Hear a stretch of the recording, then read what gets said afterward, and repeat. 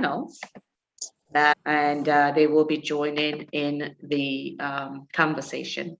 So I'm going to be welcoming Donald. Donald, you're welcome. Johnny, you are welcome. You are all co-hosts. Akuche, you are welcome. You're a co-host as well. And so this is going to be, again, just a solemn and somber occasion, because we want to give voice to the voiceless. So those have been silenced. They cannot speak any longer. The 400,000 we'll be talking about.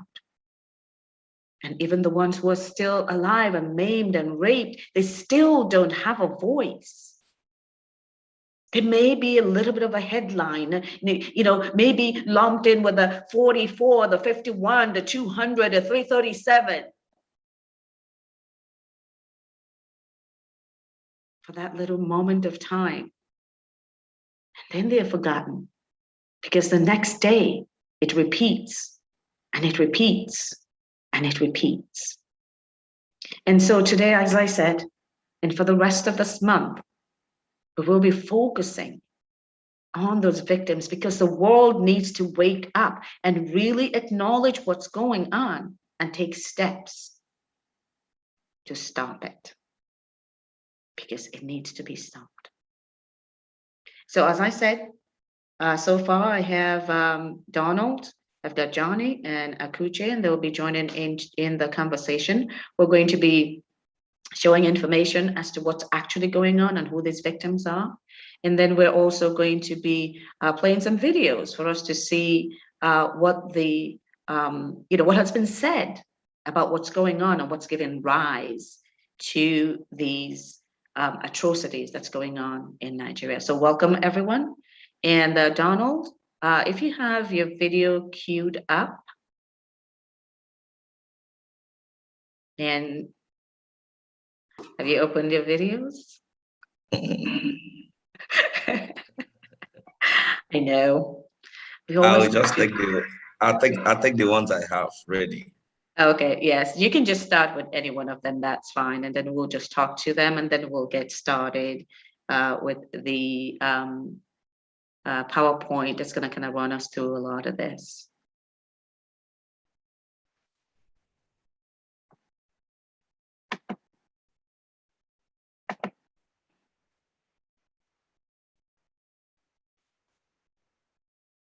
So while Donald is getting ready, just gonna talk about some of those videos that you'll be seeing. They will be talking about, the some that talks about Ruga and what that has been turned into in Nigeria. Some of it will be talking about the complicity of the government in what's going on in Nigeria. Some of it will be just kind of giving you a feel for who is Boko Haram. And, unfortunately, we'll make some mention about some of those that have lost their lives already because they made this information.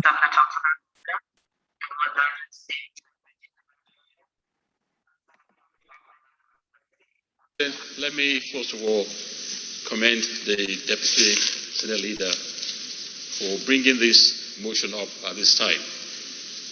Mr. President, like my colleagues have said, we have a national crisis on our hands. And it's a national crisis that has been devoid of leadership, both politically and morally. And we must say it the way it is. We must say it the way it is. Mr. President, let me give you a little statistics.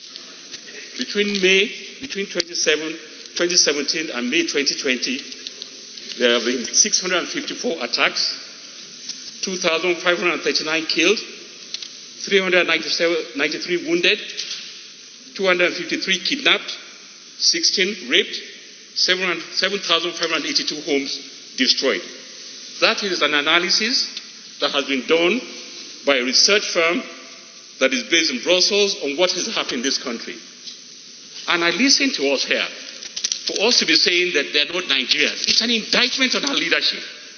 That people are coming into this country, they're maiming our people, they're killing our people, they're raping our people, and we are saying they're not Nigerians. And yet these are the same security people that we are now going to promote to be ambassadors of this country, representing this country. It's an indictment, and it's not acceptable.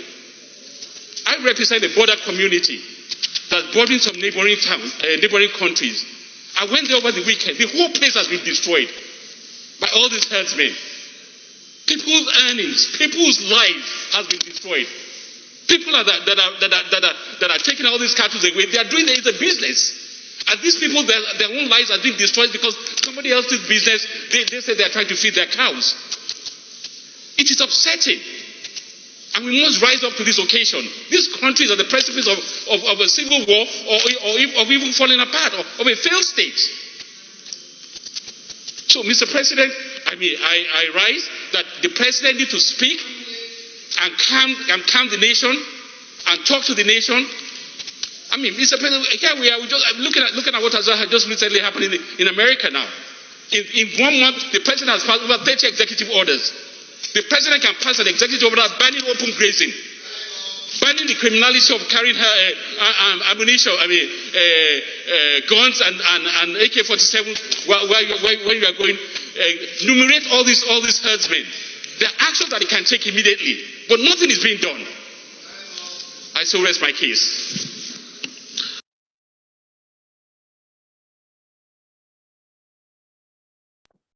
So let's talk about this a little bit. You heard what the speaker was saying. He gave statistics, independent statistics. And we'll be seeing a lot more statistics about what's going on. But he also said something that's very curious. He was asking about action.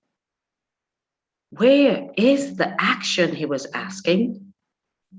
We're over here talking about the fact that we have people that are non-Nigerians who are killing Nigerians. So why are they being allowed to continue to carry guns while Nigerians are unarmed?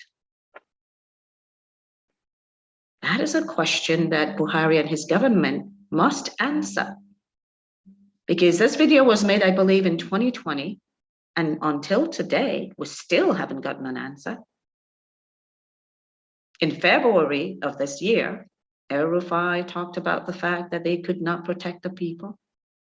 So why aren't the people being asked to protect themselves? Why hasn't El-Rufai demanded that Buhari tell all herdsmen to disarm, and anyone found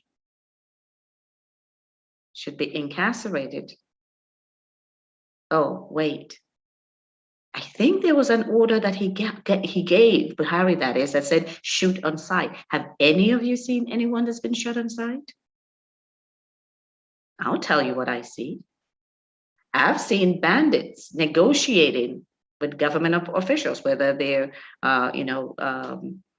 governors or their aides, and they're carrying guns. They haven't been shot on sight. The guns haven't been taken away, but money has been given for ransom of school students, of ransom of innocent citizens. So who's going to provide this answer? Who's going to hold Buhari responsible? I'm here to tell you that it's all of us. By raising our voices, by notifying the international community about what's going on, that's how we hold this government responsible. And so today we hope to show you just the magnitude of the problem. It's not this daily ones that you see. Wasn't it less than a week ago in Kaduna? There was 51. So the number of students, 337. How do you get 337 students kidnapped and the government is nowhere to be seen? We've seen the bloodbath in Borno State. So we want to be able to show the world community these victims. Donald, do you want to go to your next video?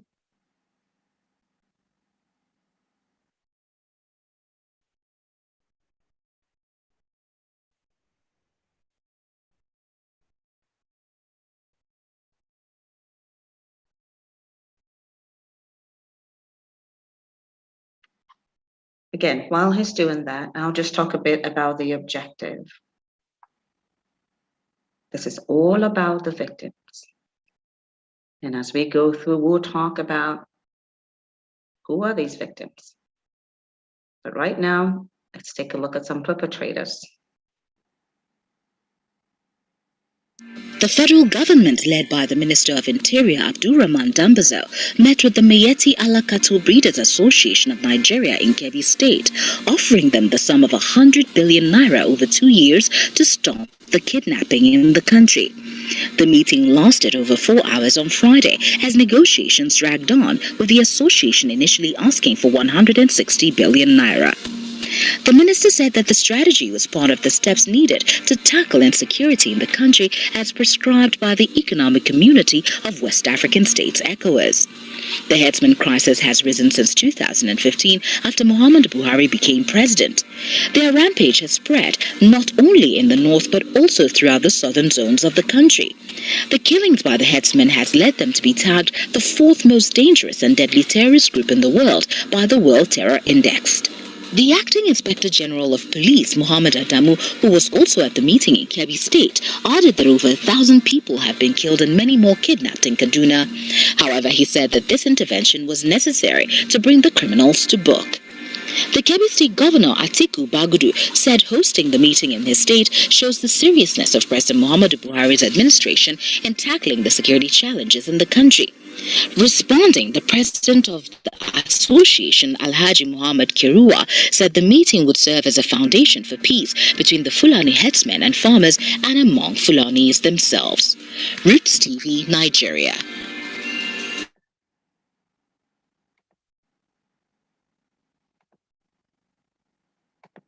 Okay, 100 billion paid to stop kidnapping.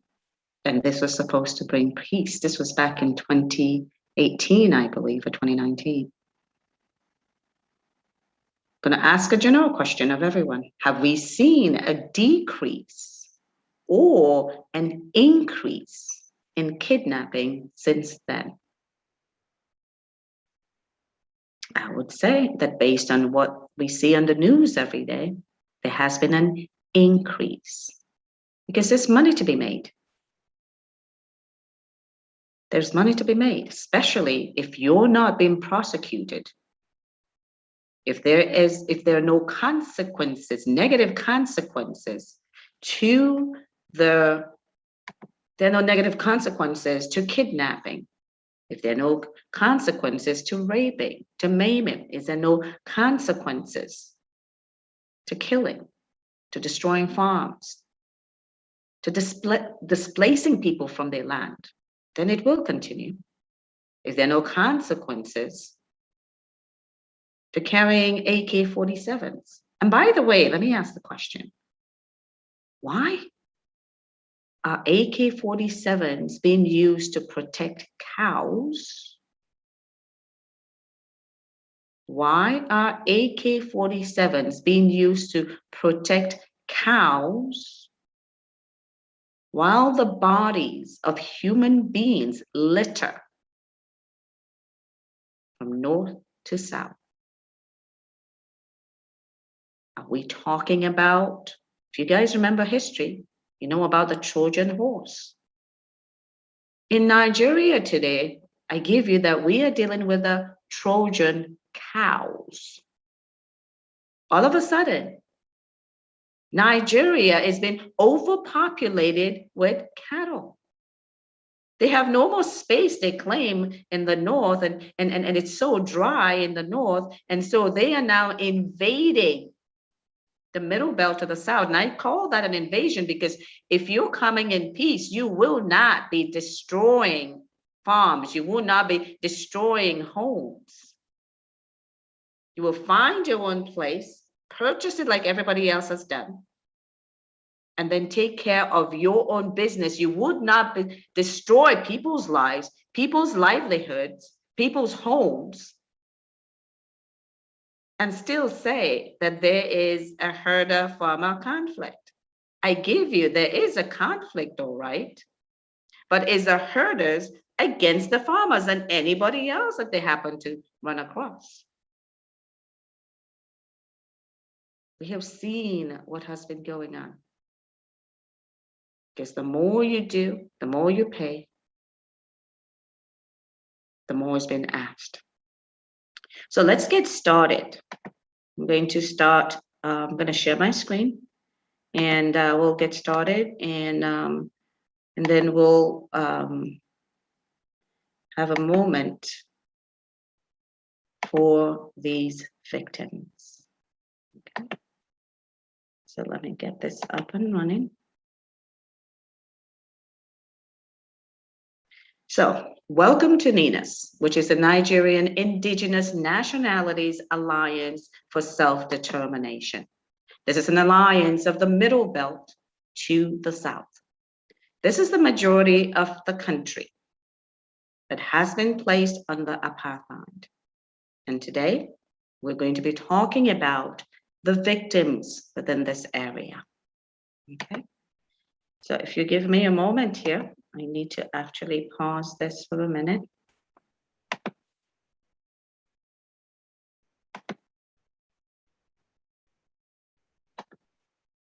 So that I can move this in a different way. So just give me a second.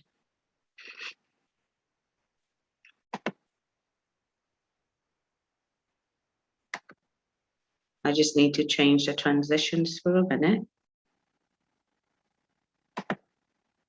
so that we can talk about them as they are going by. I'm not sure how many of you paid attention to the NINAS Million Man Freedom March that just happened in New York. During that time, the Alliance, which is the Middle Belt to the South, made sure to display a lot of information about what's going on in the country, what's going on with the people. And they not only displayed them on placards, they took to technology, utilizing the LED vans, and blanketed New York with this information so that those that were attending the United Nations General Assembly and their aides could not help but see this information in big, bold letters. It is very important that we continue to focus on the plight of the victims, because those who are living are also victims, as we will soon see, because they're the ones that are living with the terror, not sure what's going to happen, not even sure who the terrorists are sometimes, because they're given so many different names. But at the end of the day, the victims pile up. And that's what we, as a people, need to unite and see that we stop. Okay?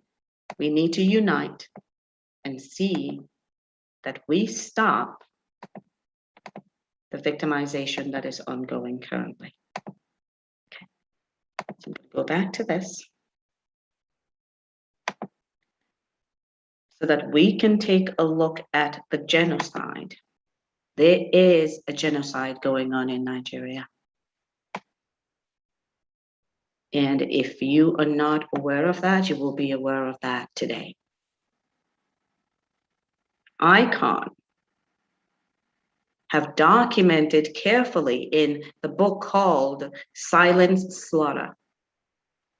It lists tons of victims in there for the world to see. And I'll just give you a little bit of what it says over here. Boko Haram has killed over 27,000 civilians, more than ISIS killed in Iraq and Syria combined. And the Global Terrorism Index, Nigeria is now the world's third most dangerous country. It used to be number 4. It's now number 3. 20 years Nigeria has been experiencing a silent slaughter of genocide. So ICON, along with the International Organization for Peace Building and Social Justice, they have collected this data. So when you go online and you search for silent slaughter, you can see what we're talking about. Okay.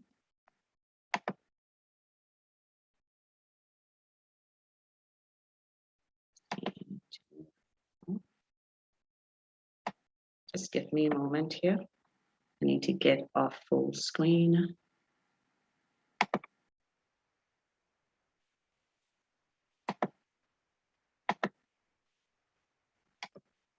So that I can navigate more easily in here.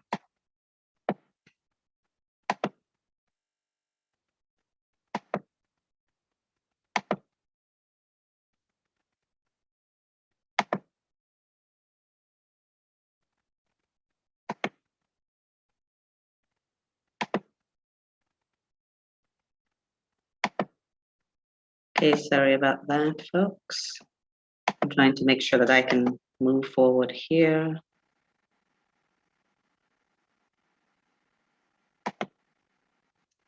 Okay. Genocide that's going on, the independent account. This was a very good opinion that was given about why the West is ignoring the Nigerian genocide. I'm sure a lot of us have noticed that COVID has been here with us almost 2 years now. And there's been a ton of people that have died around the world. So sometimes something like this genocide can be overlooked. But this here tells us about the fact that more than 35,000 Christians have been massacred. Whole villages have been exterminated. You heard it in the first video. He said he went to the border towns and they have been exterminated. They're gone. These are ancestral lands. Where are those people? A lot of them dead. A lot of them fled. 13,000 churches and 1,500 Christian schools have been destroyed. And at this time, by their account, more than 2 million have been displaced from their lands. You know what that means? 2 million people, 2 million people by this account, even though the UN puts that number at over 4 million. They've been sacked from their land, removed from their land. We see it happening in central Nigeria, called, not east. We see it happening in southern Kaduna. We're starting to see it happening a lot in the southeast, the south, not as much, and the southwest. 2,304,000 refugees. This is according to the International Red Cross. Independent accounts. These are not numbers that we're making up, people. These are real numbers. And here it says, Fulani attacks on Christians have all the trademarks of a genocide, which the United Nations defined as an intentional effort to completely or partially destroy a group based on its nationality, ethnicity, race, or religion. That's what we have happening. This goes on here to say that the government's narrative is that these killings are random. However, the former high-ranking military officers and members of the Nigerian Senate, Jonah Jang and David Mack, said this must be called a genocide. When 500 Christian villages were gunned down, Christian villagers were gunned down at Agatu, Mr. Mark said the attacks bore the markings of a planned and orchestrated genocide. There's 500, are you listening, at a time,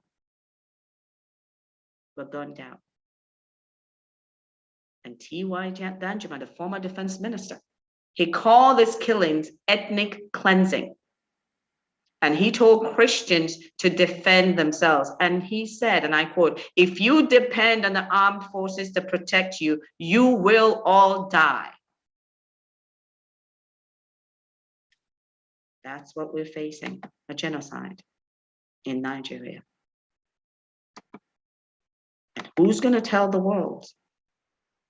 You have to tell the world, because it says here the Islamists are careful not to attract international outrage, so they spread the attacks over time. So we need to consolidate those numbers. We've got the International Red Cross, we've got the UN. So why are we not having more of this discussion to stop this? So we've got kidnapping and rape now, and a lot more going on. I'm sure a lot of you have seen this from 2018. Giving land for ranching is better than death. So what exactly is going on in Nigeria? You have to give up your land so that you are not killed. And this is from the presidency. From the presidency in 2018. And I haven't seen anything that has changed that. Seen this? Nigeria Fulani herdsmen as a fourth deadliest and now the third, because they have continued in their bid. So we all need to stop the Fulani genocide in Nigeria.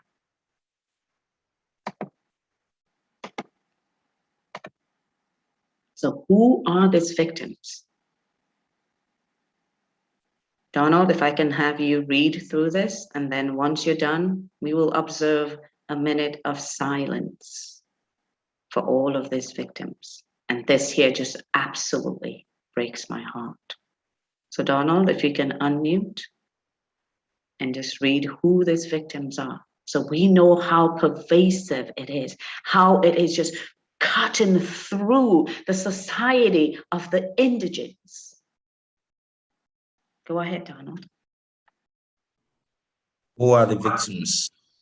Over 400,000 killed, over 300,000 refugees, over 4 million displaced from their lands, maimed, raped, extortions from kidnapping, prevented from farming and thriving, starvation, orphaned, widowed, farms destroyed, terror to the living. Okay. So now we are all going to observe a minute of silence, because the numbers that we're talking about, when you talk about the 102 million that are starving, the 4 million that's been displaced from their lands and living in IDP camps, 300,000 fled. You get the picture. There's a lot of victims. And let's not forget you and I that are living, and especially those who are on the front lines, especially in the Northeast, always wondering, when is that next attack going to come? So let us start that minute of silence now.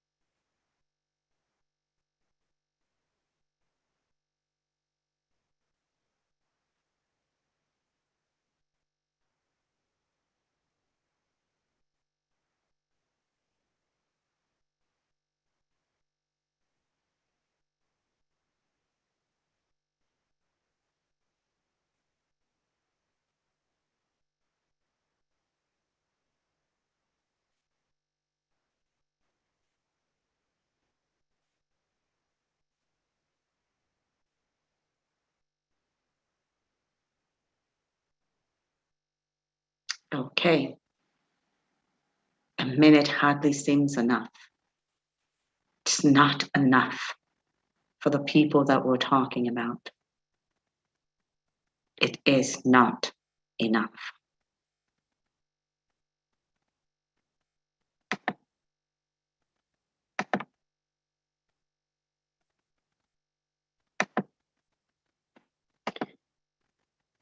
So as we continue, take a look at what's going on. IDP camps, this is the statistics from 2018. This is really a tale of displacement, marginalization, and poverty. Abandoned by the federal government. They are living in squalid conditions. And if you look at the picture here, you will see the number of children that are being impacted. Everything that is happening in Nigeria is impacting the future of the indigents. The children, they're orphaned. They're starving. They have no roof over their heads. And this article talks about the fact that the biggest camps in Nigeria were in Lagos. And then they talked about the IDP camps in Borno State contain 1.4 million people. Can you guys wrap your heads around that? Because when we talk about millions of people, even when you have 10,000 in a march, 10,000 or even maybe 5,000 at a market, you know what number we're talking about. But when you have 4 million living in this squalid conditions and all these children being impacted, I just wanted to visualize that. 4 million people spread around. Their homes destroyed, their farms destroyed, and they've been chased away from their land. How are they going to survive? Who is taking accountability for what's going on? Certainly not the Nigerian government, because nothing has been done for them.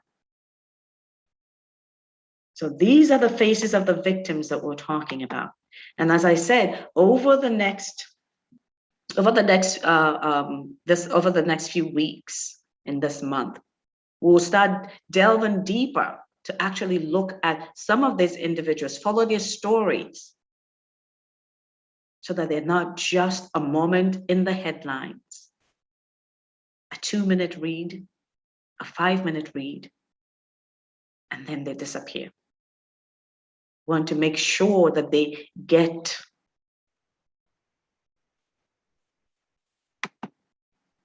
the respect and the recognition and that their stories help to stop what's going on. This is some of the things that we haven't talked about in the victimization. The roads, the healthcare system, even the political system. These are all things, the education, quota system with the education, the lack of federal character. So while we're talking about real life things that are really some, life altering because they're no longer here, or they're raped or they're maimed. But we also have victims. And what's going on in the road, the lack of proper irrigation. So when there are floods, all the goods are destroyed. These are victims as well. So what we're trying to do, yes, we want to highlight on those things that are just heinous, but we also have to highlight on those things that we see every day and we don't even recognize that we're being victimized. It's the next time that you go on that road and you're trying to avoid the potholes, the accidents that happen, the lives that are taken. The bandits have you're on easy prey because you can't run away. Because those roads are so bad that you cannot run away. So now let's continue to talk about what is actually going on in Nigeria. Some of you have heard us talk about this, about the fact that the International Criminal Court in 2020, December of 2020, issued a statement. It's a staggering statement. And I have to shake my head and ask the world, what are you waiting for? The UN has released its numbers. The ICC, the US has blacklisted Nigeria. Nobody's hand in the Nigerian government should be shaken at all. They should be held accountable. This is what the International Criminal Court has to say. It said there's a reasonable basis to believe that the Nigerian armed forces have committed crimes against humanity. These crimes against humanity, it's not in a neighboring country. These crimes against humanity are being committed in Nigeria, inside Nigeria, against the citizens of Nigeria. And it goes on to say that it rises to the level of war crimes. Who is listening? This is not just about the victims. It's about us who can still speak, who can still write. It's a clarion call to all of us because we need to collate. You heard in that article that we talked about why the West is ignoring the genocide. Because there is an attempt to spread this out. We must gather the information. We must bring it together. And we must make sure that the UN, the EU, the UK, the US, Russia, Germany, South Korea, Japan, that they see the collected information. That's my responsibility. That's your responsibility. That's our responsibility to do. So while we are remembering and we were giving voice to those that have fallen, we need to do our part. We must do our part. So I'm going to pause here.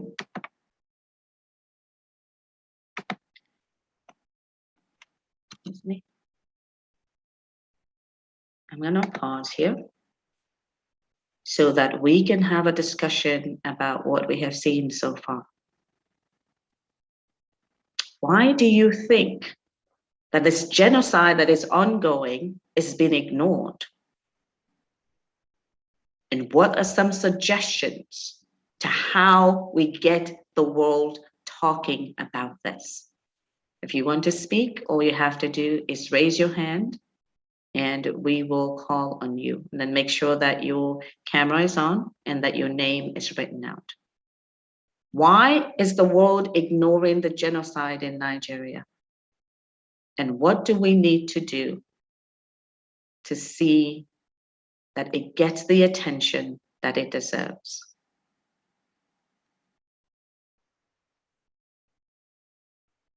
Donald, do you want to take, get the ball rolling?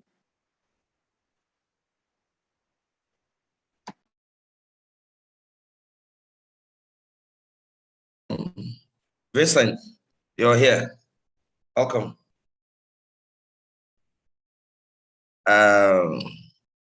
You have anything to say to that? Though I would have been a lot better if we had people coming up with their opinions while we discuss it. Yeah, I just want you to give your opinion, Donald, while people are thinking through it. I don't have an opinion. Why do you think that this genocide has been ignored and is still continuing and there isn't an outcry? And then what should we do? What should we do to change it?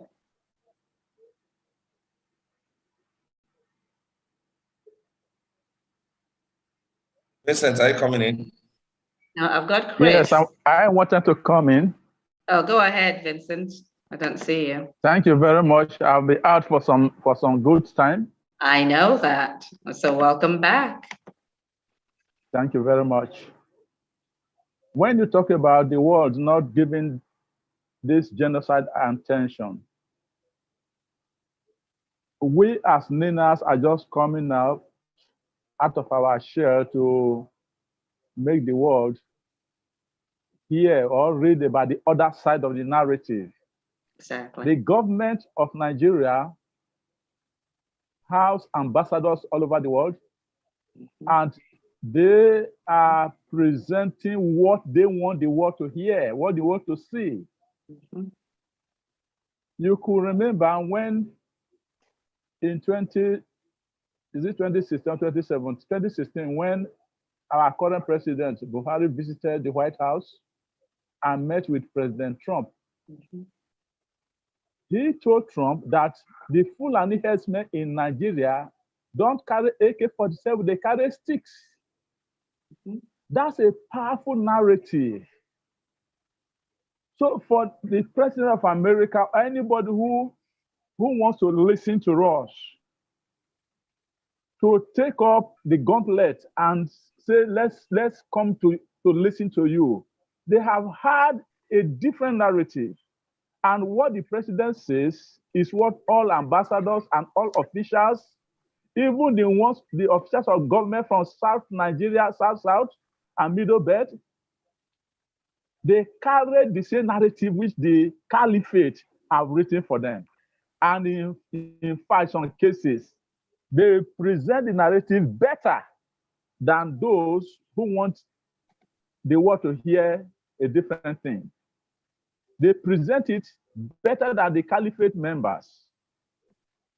So the world can't really hear the true story when our own people, those who are politicians, if, for example, now you were to make a publication to the UN, even our boys who are feeding from the government of the day, we go to the UN and say, no, what you have written is wrong. That this in Nigeria, he's living in Nigeria. In many cases, they will accuse you of living outside Nigeria, so you don't have the correct story. So I think we have to continue by presenting verifiable information to the world. We have to do much more than we've been doing. That every narrative we are presenting to the world is backed up with evidence, photo and video evidence, documentary evidence, to make them say, like all the killings and burials that have been going on, the government of the day and those who are enforcing this slavery on us will never allow this information, the correct information, to go outside Nigeria. So we, on our part, who are freedom fighters, have got to have accurate, verifiable information that can convince anybody who we are speaking to that, look, this is the true situation. The truth is that the world can't really help us much. We have to help ourselves by crying. We have a parable in my language in Isoko that says, it is you that has the cry that must start it.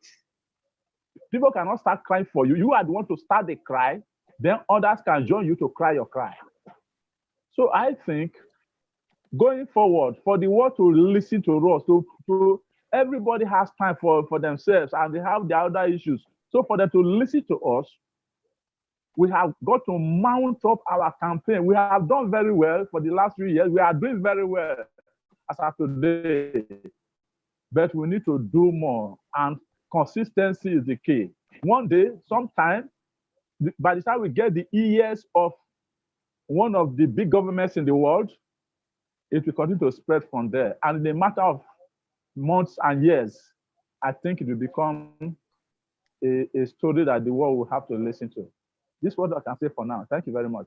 Thank you very much, Vincent. That is a very powerful, very, very powerful rendition of what is going on.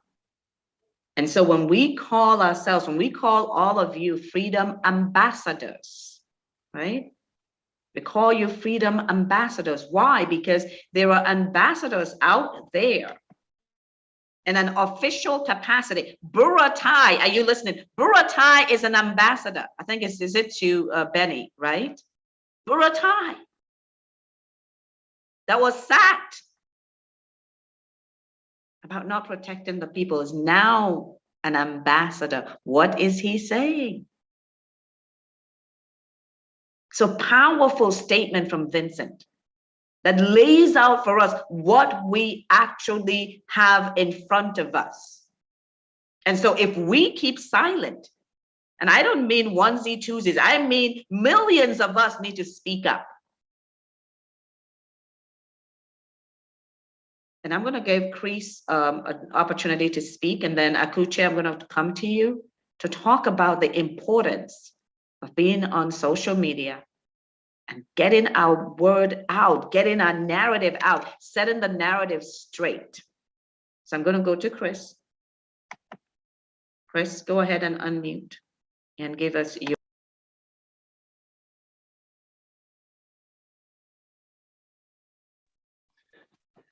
Yes, my contribution is that first I want to so much appreciate the platform of NINAS for all NINAS has been doing to make sure that we realize self-determination in a very peaceful means. And that is the desires of most of us and every Nigerians. And but one thing we know that is that I've been thinking and looking back to see that the world has never responded to anything unless when it turns to anarchy. And this is not what we want. So our aim is to make sure that we actually achieve our self-determination in a very peaceful means. So the world, I think the world has not responded to us because things has not generated into anarchy. Although to us, a lot of people have died and many are still dying. And again, the earlier person that spoke said, the narrative they're getting is completely different from most especially the Nigerian officials. So we need a powerful, more powerful representation. We need to also reach out to our MPs, our Senate, the Senate, those who are in US, to reach out more to them, and with evidences like the earlier person has said, and also then we can see that maybe things can move forward. And again, the silence from UK is very loud, the silence from the UK. And this may be as a result of their interest in Nigeria. Most of this international world, they've got invested in interest in Nigeria. And probably because their investments and their investment and all they are getting from Nigeria has not been touched. So that may also explain why they are not responding.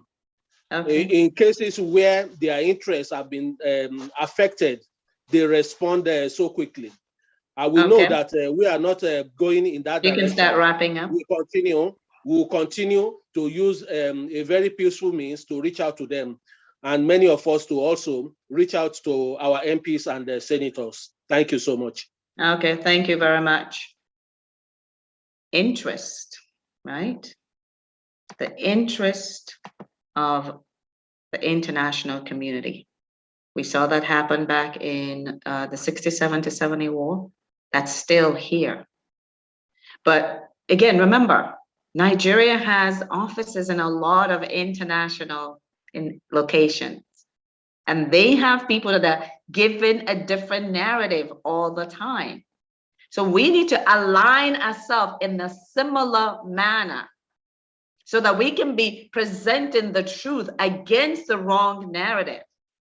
So wherever we are, that's why this is a global movement.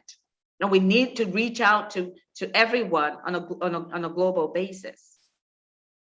Because wherever there is a Nigerian official and officials and the staff that supports them, we must be in that location too, given the truth, provide them the truth of the narrative. Okay, so now I'm going to call on Akuche. We're going to talk about a powerful means of getting information out, because she has been very adept at utilizing social media to get the word out. Because we need to reach not just one or two people on our platforms, people. We need to reach millions on the ground. And then we need to reach all these countries where Nigeria has got ambassadors. And so, Akuche, you are welcome. Oh, thanks so much, Jane, for this. To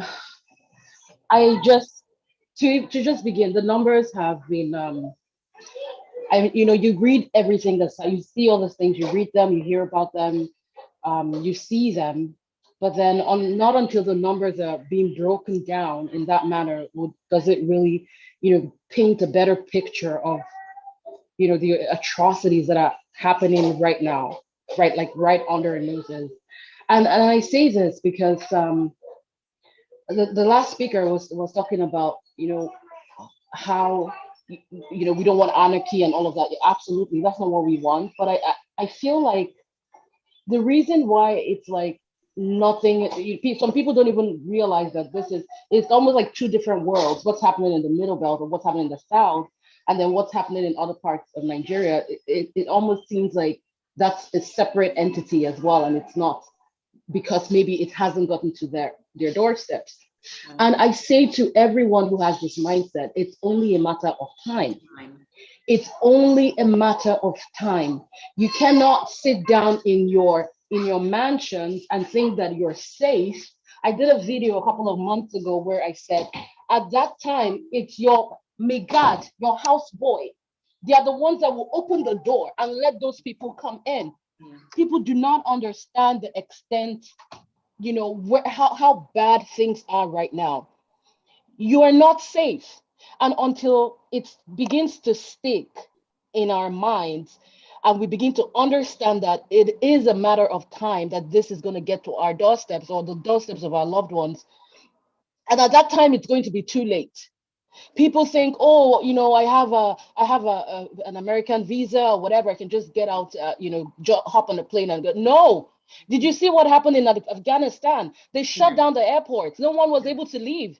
Yeah. People were jumping off the planes that it's coming, it's coming. I'm not a messenger of doom or anything, but we have to start, talking about what our realities, is going to look like if we don't curb this right now. And it also it angers me a lot because when I see people carrying on like nothing is happening. Oh, it's them, it's not us, we are good. I see a lot of celebrities or people, pastors of mega churches. We are saying that whole communities, Christian churches, are being obliterated, they are being extinct, and pastors are not speaking up in the magnitude that they should be. It breaks my heart as a believer to see that, because until the people rise up, until the people decide we have had enough, we will continue to go on, in this vicious cycle. There's no savior coming to redeem you. There's no UN power or US or whatever that's coming to save you if the people have not had enough. We need to get to that point. And how do we get there is social media. That is such a powerful tool. Whether you're old, you're young, wherever you are in, on the age demographics, you have to let your voice be out there, be heard. If you cannot, make a little, short note, a short video or podcast or whatever, go and tweet. Open up. I don't have a Twitter account. Is no longer an option. I'm not on Facebook. That doesn't work anymore, because these are it has been seen and recognized globally that the voice of power media is social media, is super strong. That was part of why the NSAS protest was very successful, only that there wasn't an agenda. That was what made that not, we didn't get to the point where we would have actually realized something tangible. And at the end of the day, the Caliphate federal government killed people in cold blood. The 1-year anniversary is coming up. Has anything been done about it? No, nothing has been done, and nothing is going to be done about it. My eyes almost popped out when I heard the figure, what they offered Miyetti Allah. I was like, what? Are you serious? So we are paying terrorists now, people that have been designated as terrorists in the world. Only Nigeria hasn't designated the herdsmen as terrorists. So we need to come together collectively. The power of social media cannot be overemphasized. Not only are you going to tweet, but tweet to the right people. Mm-hmm. You're tweeting at the United Nations. You're tweeting at Amnesty International. You're tweeting at your presidents. You're tweeting at world powers, the EU, the AU, everywhere. And when you come across posts, and that's a very, very important point, when you come across posts on social media, that you are also making that comment. If you see something like, this village, somebody reported that, or a post that reports that, this village was just attacked by, herdsmen and blah, blah, blah, tweet at Amnesty International, or copy, hashtag them in that, or mention them in that post, so that they're seeing it. If 10 people can do that, 100 people, 150, 1,000, yes, somebody is going to notice. Somebody's going to say, what is happening here? So until we don't believe fool, we are just going to be going round and round. Talk to your pastors. There was a little debate about, should we, this and that. I pay my tithes and pay my offerings. I can go to my church pastor and ask them for support. Mm-hmm. That is the stand you should take as a believer. I'm not saying that, we withdraw your tithes and your offering because that is a commandment from God, but you need to go to because you can also pay that tithe and offering in another church.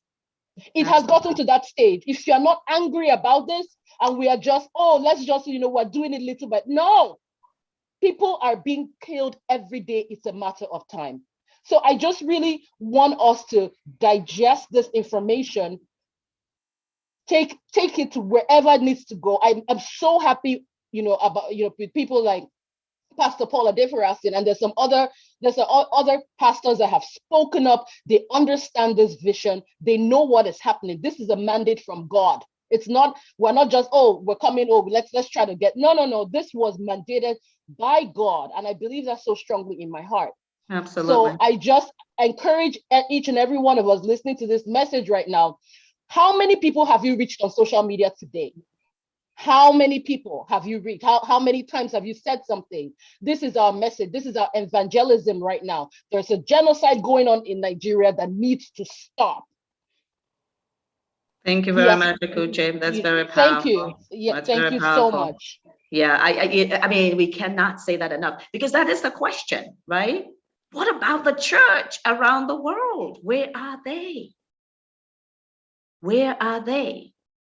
Abiye, I know you had your hand up. I don't know if you still want to make a comment, Abiye. I keep seeing you kind of coming in and out. I'm not sure if you still want to make a comment. There you go.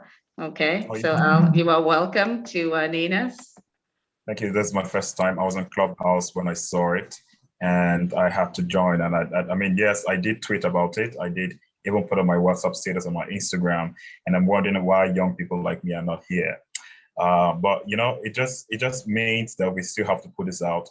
I've never come across the statistics before. I'm only seeing it now. I want to be able to speak for young people like me who are not in the news, who don't get newspapers. What we only see is social media. So there is that huge block of people like me who are under 30, who do not see these things, that because we kind of find TV and newspapers really boring. The only way we can bring this to us, or the only way I can contribute to bringing this, is using social media, actually. Because I'll tell you the truth, 90% of my audience who see my status may not have seen all of these things that happen here. Absolutely. So this begs to say, you know what, we need to get this out on social media. With sponsored posts, we could just take this out to, we want 30 years and below to see this. We want 50 years to 60 to see this. So there's so much we can do with social media. I just want to chip that in, and I'll do anything. I want to be in the team. I'm also trying to do as much as I can with young people on campus, with my initiative, which is PVC activism, to get young people, getting their PVC. So I'm doing my own part, and I've been at several universities in Nigeria. So I'm ready to take as much information as I can and also share it. So I find this platform very good and very useful for me in terms of the information and knowledge I get now.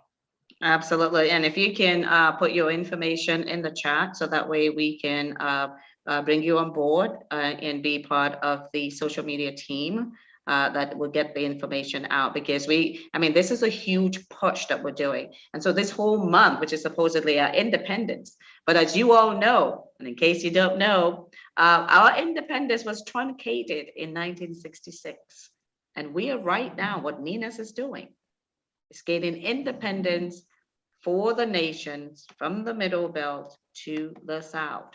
That's what we're working on. And so it's going to take everyone coming on board. And I see Johnny, I see that you had wanted to make I just wanted to quickly say something, respond to Abi. Abi, I and you were together in the clubhouse this morning, I believe, because when you came in, I saw. Oh yeah, that's true. That's true. I saw the name that reflected what I used to know you, and you just mentioned it. You are the PVC champion. Or I noticed the name had changed, and you had several questions. I told you that when you come in today, later this evening, you can ask those questions.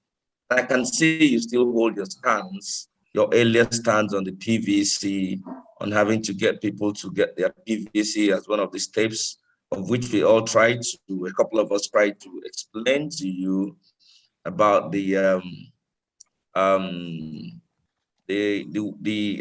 wouldn't want, I like to use the word a waste of time in having to work on the processes of this fraudulent union basis, because I really, why I wanted to speak with you is because I really want you to understand that we cannot change all these damages that you're just hearing now, because we didn't talk about it, but you're hearing it here. That's why I invited most of us to come here, and you didn't hear all these things, and you can't change this situation by voting in a new government that will sway to uphold the fraudulent foundational basis of this union.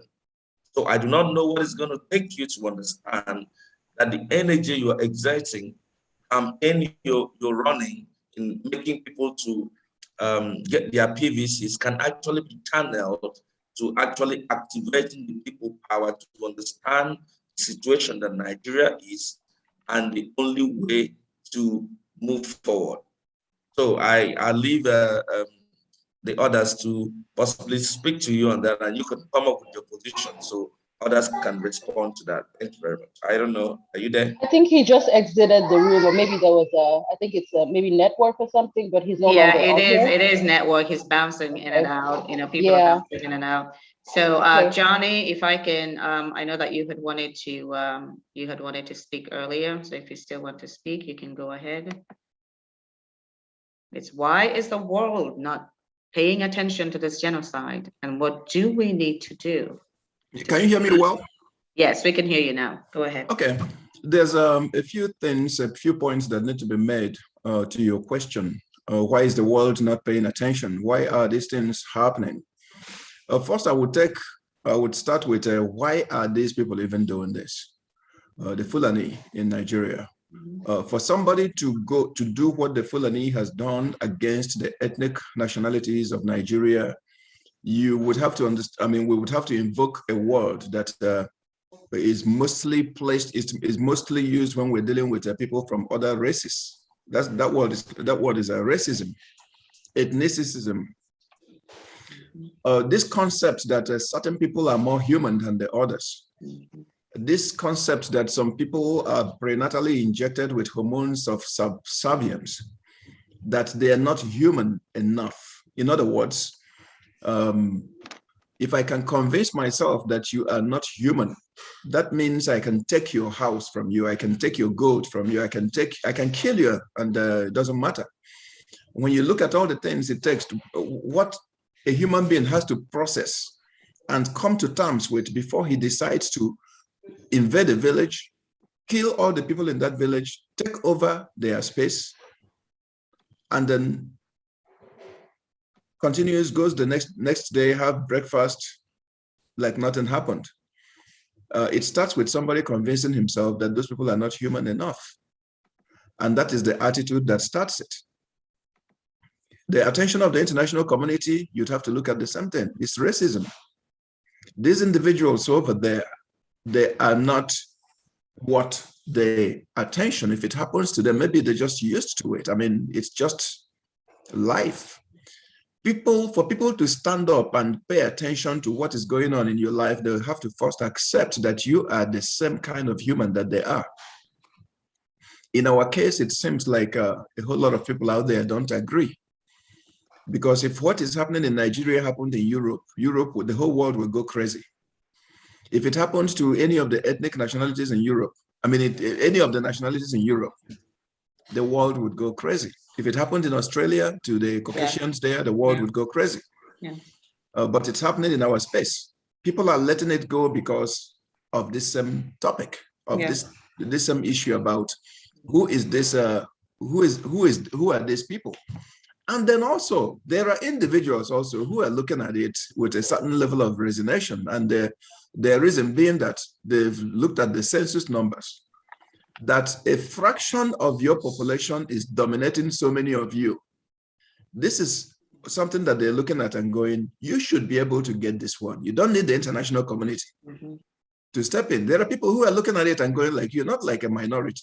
And we're not talking about 50-50 in population, in populations. We're talking about 90-10 or 95-5 in terms of who the ethnic nationality, in terms of who the ethnic nationality, the ethnic Fulani is and who the rest of us are. So when you're dealing with this kind of a situation, the world sometimes looks at you. Stop sharing, please, Donald. While he's speaking, please stop sharing. So when the world is faced with this kind of a picture, they're looking at you like, are you sure you're not even this inferior beings we think that you are? Well, how can you take this? You should be able to take care of this yourselves. Why are you calling me America? Why are you coming to America bothering me? Why are you coming to the UN bothering us? There's so many of you. You should be able to gather together, which is what NINAS has done. Bring all the ethnic nationalities together and say, no, enough of this.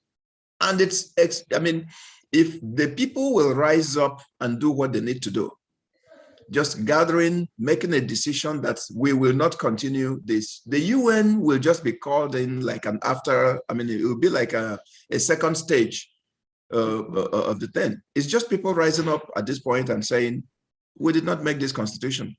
We want our sovereignty back. This is an absolute nonsense. We cannot take it. We are humans. We are not sub to these people. We are the owners of the land. This is something the world needs to see us. You made a very valid point earlier, which is that the world needs to, I don't know who made that point, but that the world needs to see what we have done. They need to see us reject it boldly before they can come in. And I think that's where we are. Number one, the people doing this killing, being individuals who believe that they somehow are superior as beings, who do not even ascribe us the benefit of the status of humanity. Number two, that the international community just feels that this is a Black African thing. What does that really matter? Number four, and then on number three, being that some may be looking at it like, hey, you got this one, take care of it. No, thank you very much. Thank you very much. Very, very strong points there, Johnny. Very strong points, because what we're seeing, I know the world is saying, well, there's just a small handful of people. But remember what we have in Nigeria. We're talking about genocide, but what is the other thing that's going on? It's called apartheid. Because these people have been helped to create this constitution that has created an apartheid. And apartheid means you have a small group of people that are marginalizing the larger group. And that's exactly what we have in Nigeria. And that's what NINAS has been saying to the world. There is apartheid. There's no federal character. What is federal character? It's making sure that everyone has an opportunity to be leading all the agencies in the country. That's not happening. And the Constitution says it's not enforceable. It's about dividing the assets.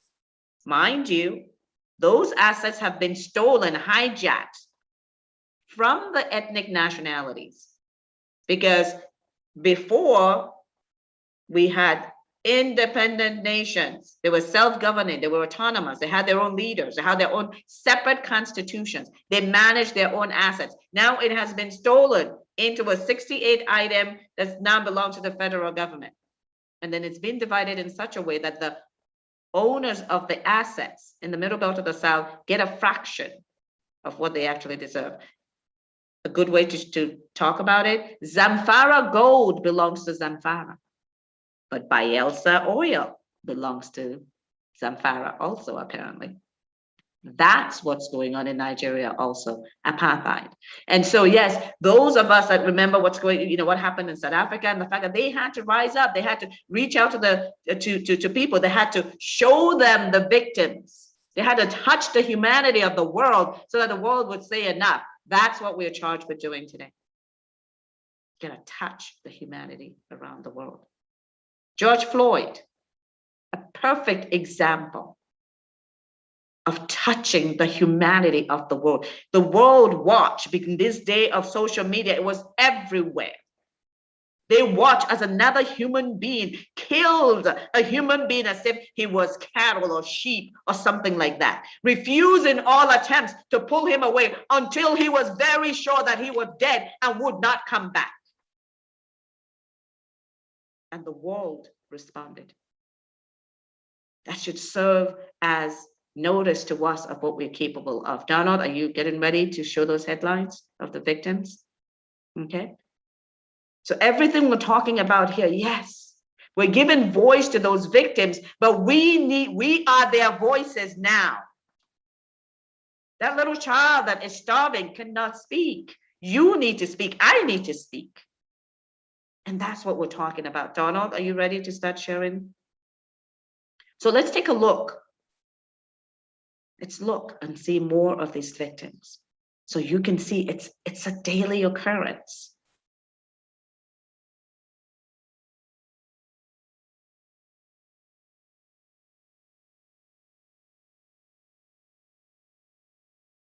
Scrolling from my screen directly, so you can go ahead while I scroll it a bit. Right. Anti-Christian violence, the highest level in years.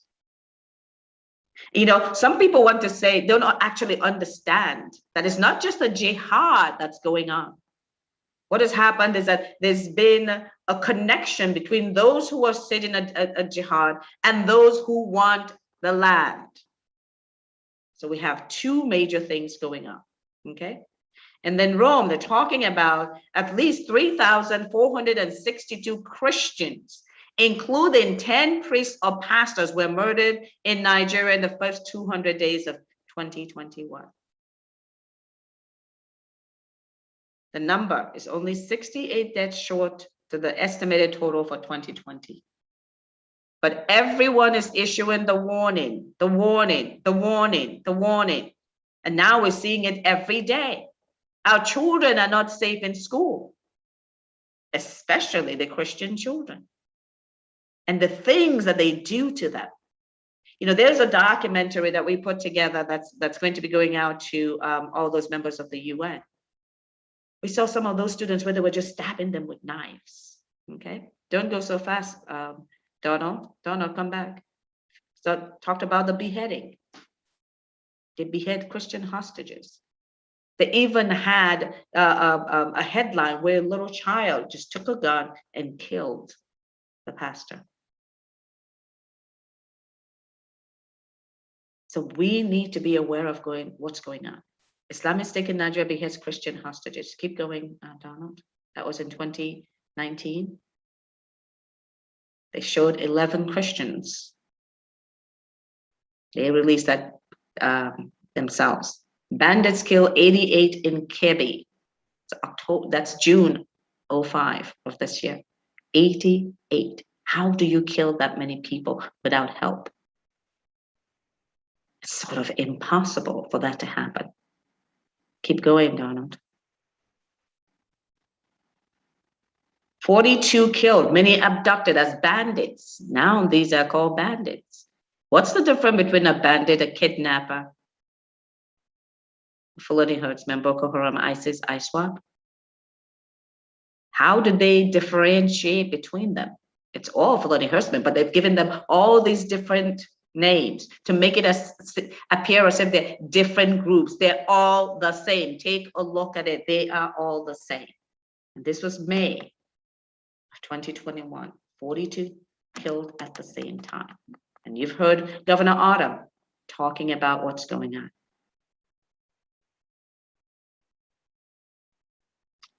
73 people. 73 in Benue.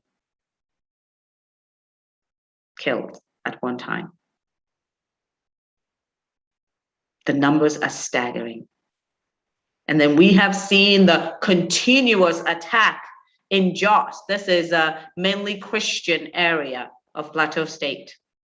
This is in that northeast where the UN has said that in that time that we're talking about, over 350,000 people have been killed. Those are the numbers that they released about 6 weeks ago. 350,000 in the Northeast. And so a lot of people keep asking, where's the Middle Belt? Where's the Middle Belt? Under siege, under attack. Not just being killed, but economically being marginalized, being starved to death. The farms, why do you think they're attacking the farms? So that they can bring about starvation and make it easy prey for them to take our land. So we must raise our voices.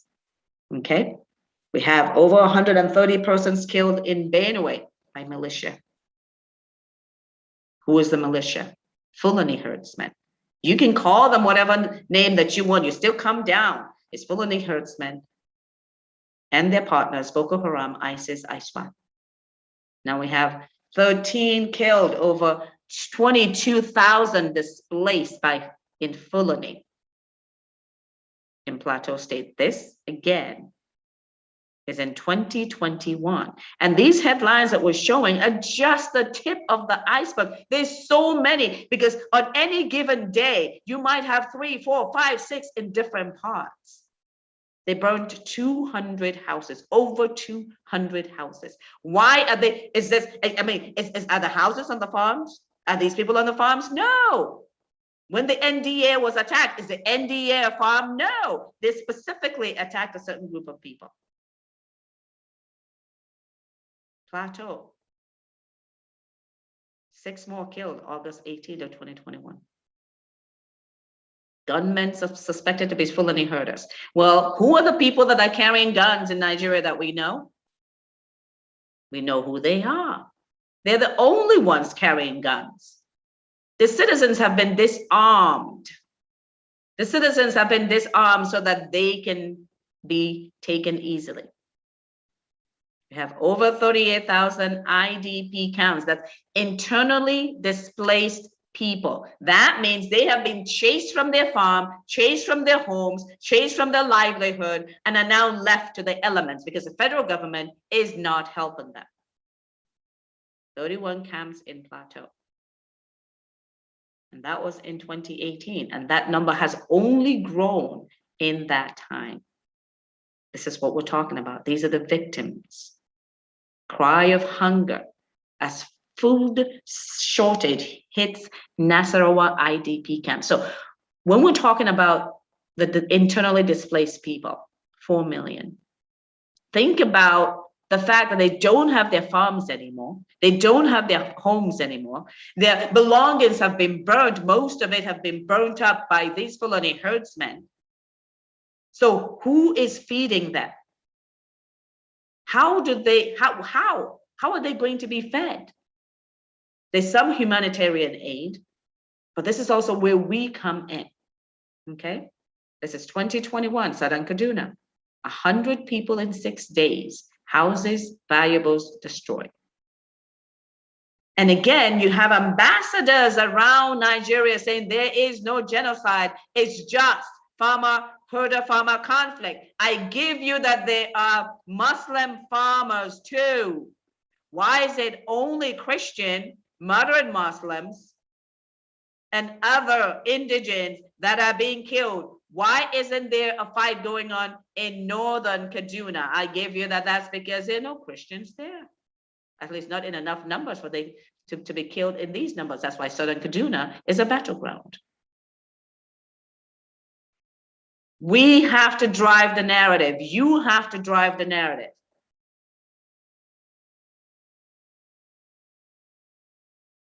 Youth leader and others injured in Ibadan. If you recall, a few years ago, a lot of this was contained to the northeast, but it has now spread to the southeast, the southwest, and I assure you it's moving to the south as well. So we're now moving from that middle belt, and they're making their ways down. Okay? Internally displaced people. They've even fled because they're open to attack. So now they have no food, no shelter. The children don't have adequate anything.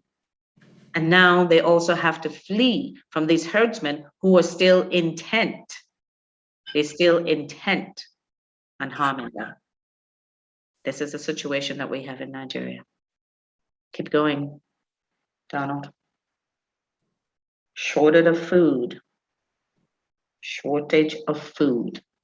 Now you understand why farms are being attacked. Farms for mainly Christian areas, Christian communities. Shortage of food. Shortage of food. But you know, when you combine this with the fact that the Nigerian government released their numbers last year that said that 42% of Nigerians are living in abject poverty. 42%, that's over 80 million people, 80 million people. But the world has put that number of over 100 million living in poverty. Now add that to food shortage, because the Fulani herdsmen are not just destroying the farms. You've seen them having their cows go through and eating the work of somebody else. So now you have over 100 million people with no food, no shelter, and this is what's going on. UNHCR, the refugee agency, says that the Boko Haram insurgency has displaced nearly 2.4 million people in the Lake Chad Basin. Now, they're not just operating in Nigeria. All the Fulani are trying to displace everyone in Nigeria, Cameroon, Chad, right? Lots of violations of human rights, religious rights, you know, rights to free speech, right to free assembly. We see it happening in Nigeria. Almost 205,000. June 7th, or your community. Like I said, it is spreading. And these are just the tip of the iceberg, just the tip of the iceberg. On any given day, there's a lot of this going on. Keep going, Donald. So almost coming to an end. Over 1.5 million in IDP. Benue deserves more attention from federal government. This is just in Benue State, 1.5 million in internally displaced peoples camps. Do you know why they're attacking Benue? Benue is a place where food is produced. This is war. War, because they're attacking the food supply, and we're seeing it happen now. And here this is, August of 2021. Thousands flee Zangon Kataf as herdsmen sustain massacres. This is in Kaduna. And this is ongoing. So if you can just keep going, just for another couple of minutes. 7,576 homes destroyed, 548 killed in Plateau community in 4 years. Report as of September 11th of this year. And I see you, Stephen. I'll be coming to you in a minute, so get ready. Thank you. That toll hits 40 in Southern Kaduna. Southern Kaduna has always been hit. In the past 2 years, this is, in El Rufai, what are you doing to protect these people? Why aren't you disarming these herders? Why are they not being disarmed? IDP issues. It's crazy. These are the victims we're talking about. These are the victims, those that have been killed. Borno, Benue, Kaduna, Benue, Niger, Borno struggle over 3 million in IDP camps in just these 4 states. So the 4 million that we're talking about, has been greatly exceeded already. It's been greatly exceeded already. Horror in Southern Kaduna. Endless massacres, plunder by what is suspected. We know who they are. They are Fulani herdsmen. Buhari, control your kingsmen. Nothing happens. It's called impunity. This is lately. This is just less than a week ago. And that number has risen over 50. Look at the churches, the homes. And this is called herder-farmer conflict by those ambassadors carefully chosen to provide the wrong information. That's why you need to raise your voices. We need to raise our voices. Just flip quickly, Donald.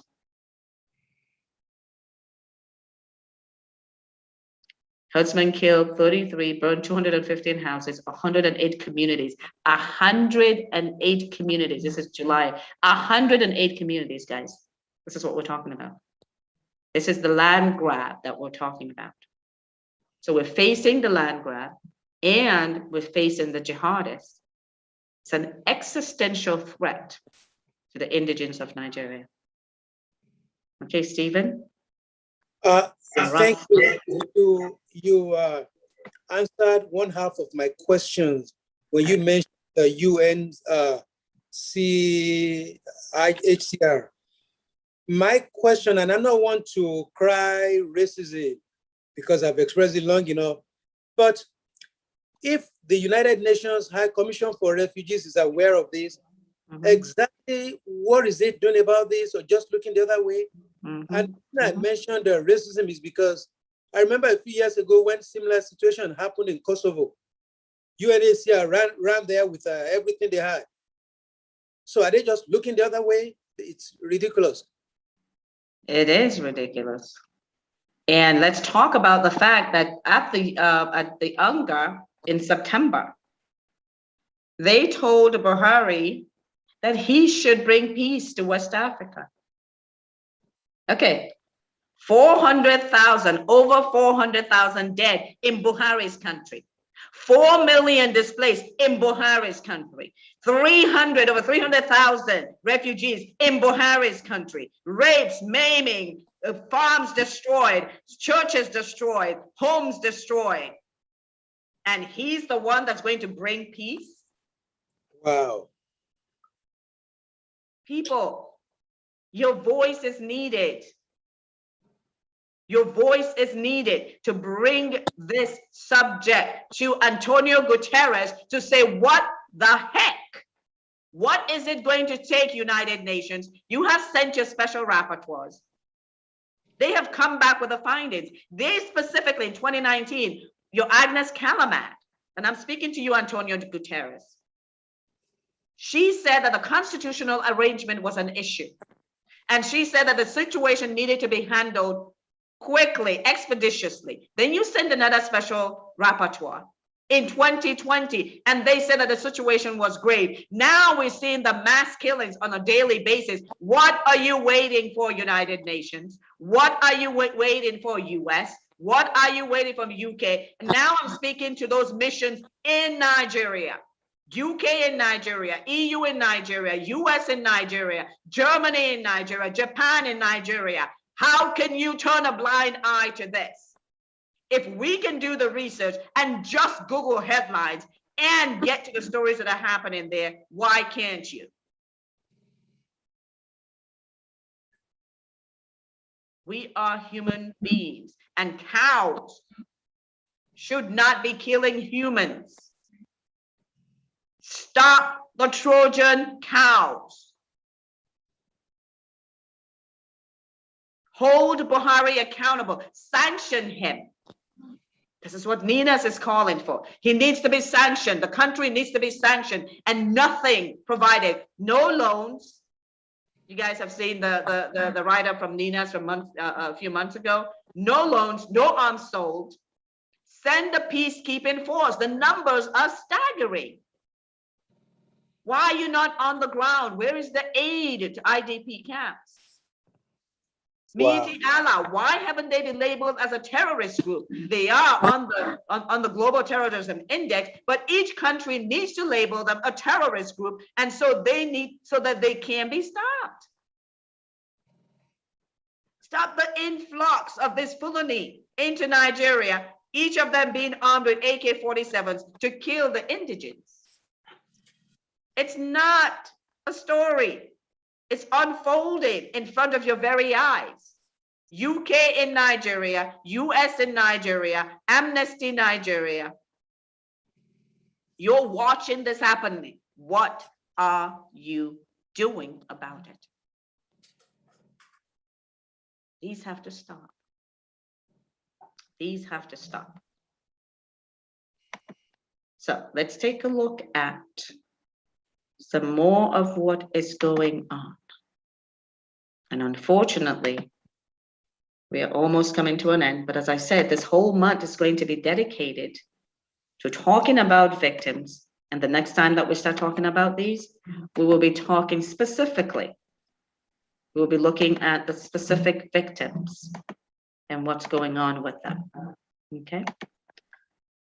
Look at specific victims. We'll be talking about them all of this month. And then on the 31st, we're going to do a 24/7 broadcast that is going to span the whole of the globe. We're going to bring all media personalities together so that we can span 24/7, simply talking about the victims, given their names, given what's happened to them, so that the world would see these numbers, and again, these are just the hard numbers that we have. We don't have numbers of those that are starving to death. They've died from starvation because of herdsmen are killing the food supply. They're destroying the food supply. They're feeding the food supply to their cows. Their cows are being fattened while humans are being starved to death.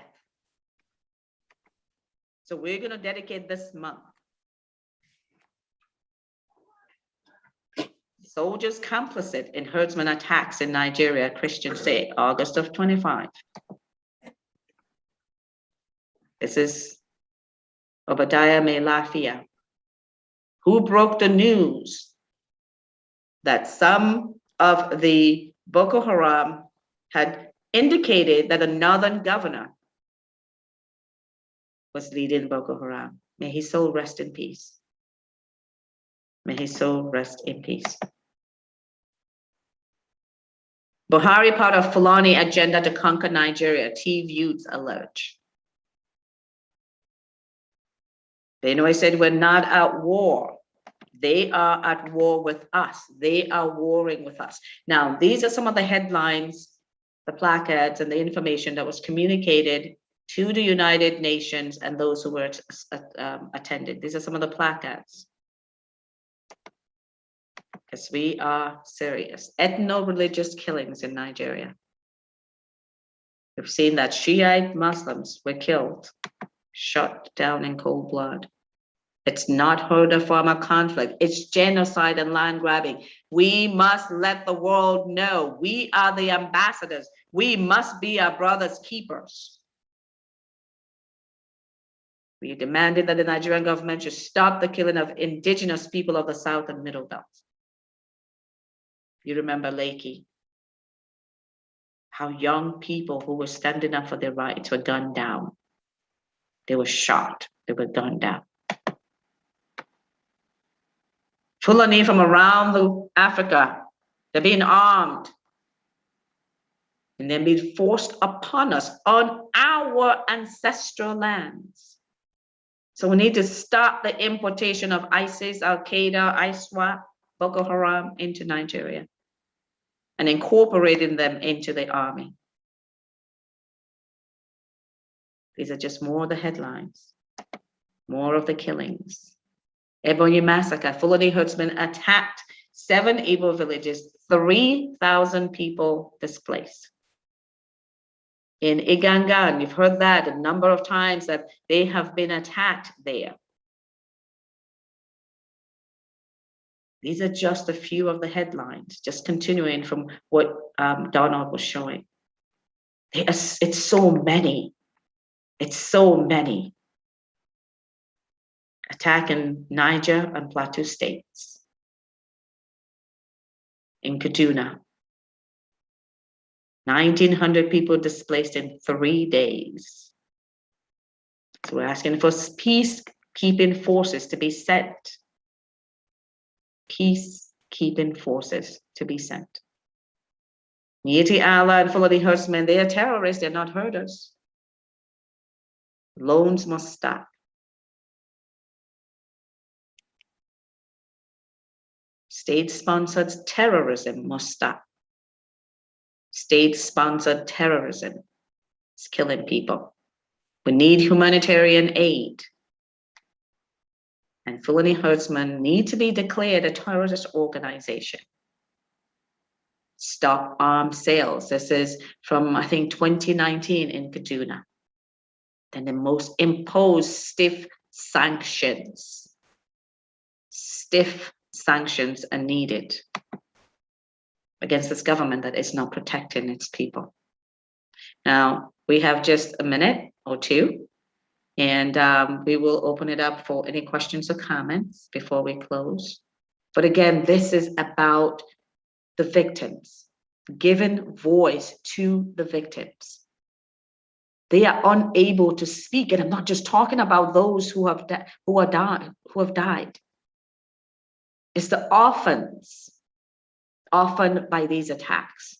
It's the children. If we have 100 million people living in poverty, I guarantee you that about 30 to 40 million are children. And their brains are being starved of the nutrition that it needs. The future, your future of your ancestry is under attack. We're not tallying those who are dying from hunger.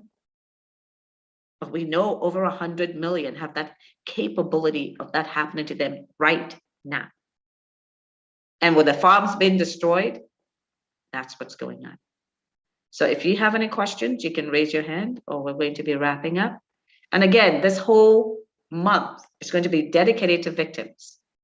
Next week, we'll be looking at actual victims, and we're still continuing to talk, still calling out to our people. You need to get to where you are providing this information to the world. It's not just 1, 2 of us. Millions of us need to start bombarding Antonio Guterres as of tomorrow, asking him, what the heck?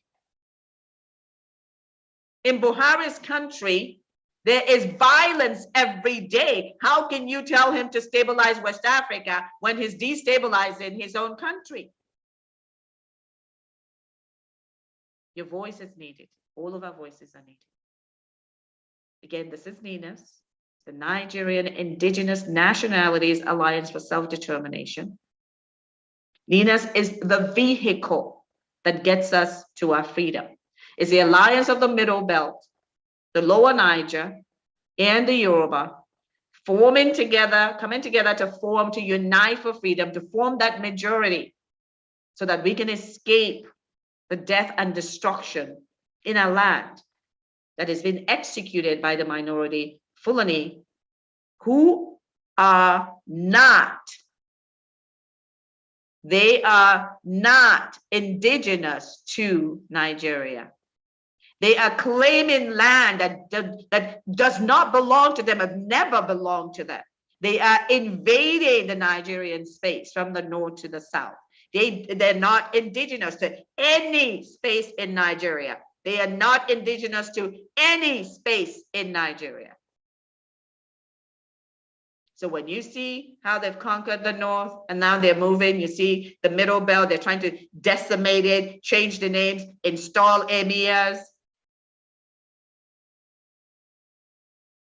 It's an invasion.